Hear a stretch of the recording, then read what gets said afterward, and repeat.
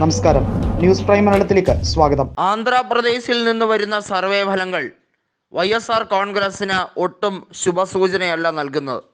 അധികാരം നഷ്ടപ്പെടും എന്ന് മാത്രമല്ല, നിലനിൽപ്പിൻ്റെ പ്രശ്നം കൂടി ജഗൻമോഹൻ നേരിടുന്നുണ്ട്. ജഗൻമോഹൻ്റെ പാർട്ടി ശക്തമായ കൊടുങ്കാറ്റിലും ആടി ഉലയാതെ നിൽക്കും എന്ന് അദ്ദേഹം പല കോൺക്ലേവുകളിലും പ്രഖ്യാപിച്ചതാണ്. കോൺഗ്രസ് ഇപ്പോൾ ചെയ്യുന്നത് ശരിയായ രാഷ്ട്രീയമല്ലെന്നും അവർ രാഷ്ട്രീയപരമായി എല്ലാ രീതിയിലും വിഭജന മാർഗമാണ് നടത്തുന്നതെന്നും അത് തൻ്റെ പിതാവ് ഇഷ്ടപ്പെട്ടിരുന്നില്ല എന്നുമൊക്കെ വെച്ച് കാച്ചുകയാണ്. എന്നാൽ YS ശർമിള കോൺഗ്രസിലേക്ക് എത്തിയതോടുകൂടി കോൺഗ്രസിൻ്റെ മട്ടും ഭാവവും മാറി എന്ന് തന്നെ പറയേണ്ടി വരും. ആന്ധ്രാപ്രദേശിലുള്ള 175 സീറ്റുകളിൽ ബഹുഭൂരിപക്ഷത്തും ശക്തമായ ത്രികോണ മത്സരം കൃത്യമായി ഉണ്ടാക്കിയെടുക്കാൻ ചുരുങ്ങിയ നാൾ കൊണ്ട് തന്നെ YS ശർമിളയ്ക്ക് കഴിഞ്ഞു എന്നുള്ളതാണ്. TDPയും BJP സഖ്യവും ചേർന്നുകൊണ്ടുള്ള ഒരു മുന്നേറ്റം നടത്താൻ ആന്ധ്രാപ്രദേശിൽ ഊഴം കാത്തിരിക്കവേ കോൺഗ്രസിൻ്റെ ഈ രംഗപ്രവേശനം അവർക്ക് പോലും വലിയ രീതിയിലുള്ള വെല്ലുവിളിയാണ് നേരിടുന്നത്.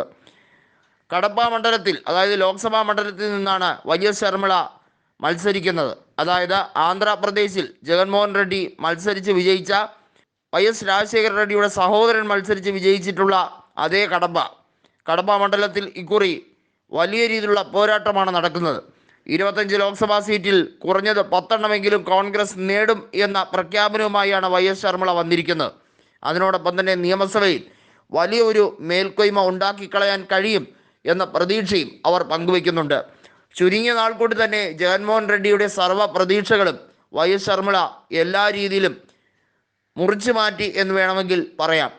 അത്രമേൽ ശക്തമായി തന്നെ പ്രചരണം നടത്തുകയാണ്. ഇടക്കാലത്ത് വെച്ച് ശർമിളയെ അറസ്റ്റ് ചെയ്ത നടപടി ഉൾപ്പെടെയുള്ള കാര്യങ്ങൾ വലിയ രീതിയിലുള്ള ഒരു കടന്നുകയറ്റമാണ്, അധികാര ഹുങ്കാണ് എന്ന് പറഞ്ഞുകൊണ്ട് കോൺഗ്രസ് പ്രവർത്തകർ നടത്തിയ പ്രതിഷേധ മാർച്ച് ഉൾപ്പെടെയുള്ള കാര്യങ്ങൾ എടുത്തു പറയേണ്ടതാണ്. കടപ്പ ജില്ലയിൽ മാത്രമല്ല, സർവ്വ മേഖലകളിലും YS ശർമിളയ്ക്ക് തന്നെയായിരിക്കും ഇനി ആധിപത്യമെന്നും YRS കോൺഗ്രസിൻ്റെ തട്ടകങ്ങളെല്ലാം തന്നെ ശർമിളയിലൂടെ കോൺഗ്രസ് തിരിച്ചു പിടിക്കുമെന്നും ഏറെക്കുറെ ഉറപ്പായി കഴിഞ്ഞിരിക്കുകയാണ്. അതായത് ജഗൻമോഹൻ റെഡ്ഡി കൊണ്ടുവന്ന പാരമ്പര്യമൊന്നും ഇനി അവിടെ ഏശില്ല. അതിന് കാരണം YSRൻ്റെ മകൾ തന്നെ കോൺഗ്രസിൻ്റെ പതാകയുമേന്തി രംഗത്തിറങ്ങിയത് തന്നെയാണ് കാര്യം. അങ്ങനെ വരുമ്പോൾ ആന്ധ്ര മൊത്തത്തിൽ മാറി മറിയുകയാണ്. നേരത്തെ നിരവധി പദ്ധതികൾ നടപ്പിലാക്കിയതിൻ്റെ പേരിലുള്ള അഴിമതിയുമായി ബന്ധപ്പെട്ടാണ് ചന്ദ്രബാബു നായിഡുവിനെ അറസ്റ്റ് ചെയ്തത്. എന്നാൽ മാരകമായ അഴിമതിയും കാണിച്ചിരിക്കുന്ന ജഗൻമോഹൻ റെഡ്ഡിയെ ഏത് രീതിയിലാണ് കൈകാര്യം ചെയ്യേണ്ടതെന്ന് ജനങ്ങൾ തീരുമാനിക്കുമെന്നാണ് YS ശർമിള പറഞ്ഞിരിക്കുന്നത്. ജനങ്ങൾക്ക് കൊടുക്കാവുന്ന ഏറ്റവും നല്ല മറുപടി ഇദ്ദേഹത്തിനുള്ള തെരഞ്ഞെടുപ്പ് പരാജയം തന്നെയാണ്.